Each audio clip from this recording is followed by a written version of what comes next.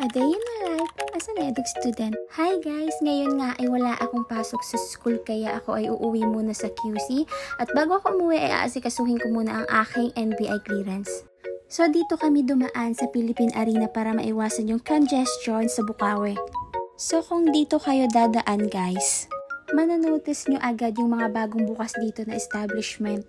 Katulad ng Crab and Cracks, KFC, McDonald's at Dunkin Donuts. Pwedeng-pwede kayo pumunta dito kasama ang pamilya nyo o di kaya mga kaibigan nyo.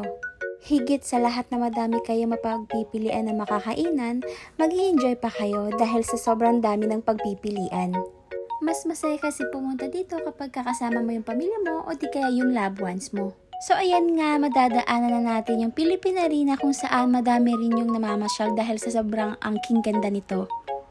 At ayan nga, nakapasok na kami ng NLEX, buti na lang at hindi masyadong traffic kasi umalis kami sa bahay ay anong oras na din.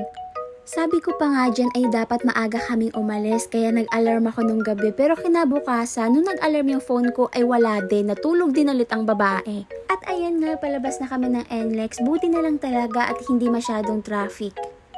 Medyo mahaba-haba rin yung biyahe namin dyan kaya sabi ko inip na ako at nagugutom na ako. Pero sabi nga ni Jusawa, pagkatapos na lang daw kumakuha yung NBI, saka na lang kami kakain para wala na kami iisipin. So, ayun nga, andito kami sa Cubao at di ko ina-expect na ganito kagrabe yung traffic.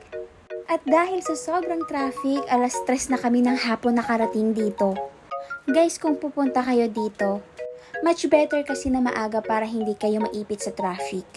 At kung pupunta kayo dito na may dalang sasakyan, dito na kayo mag-park sa Robinson's Galleria. So ayun nga, papasok na kami sa parking entrance at 50 pesos lang pala guys yung bayad sa parking. Every 4 hours yon. So ayun nga, pagkatapos namin mag-parking, umakyat na kami dito sa taas kasi meron ditong daanan papunta doon sa pupuntahan namin.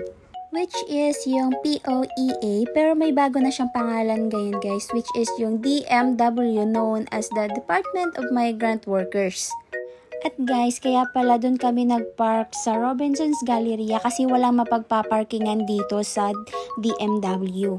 At ayan nga, papasok na kami sa loob. At guys, one-stop shop na siya. Meron na siyang Pag-ibig, SSS, NBI at passport. Kadalasan ang mga pumupunta dito mga OFW o mga kamag-anak ng OFW. At ayan nga, papasok na ako kung saan ko kukunin yung NBI clearance ko. Nagantay lang ako ng 5 minutes bago ko nakuha yung NBI ko. Pagkakuha ko nga ay dediretso na kami sa bahay at abangan nyo ang part 2 ng aking video. Bye guys!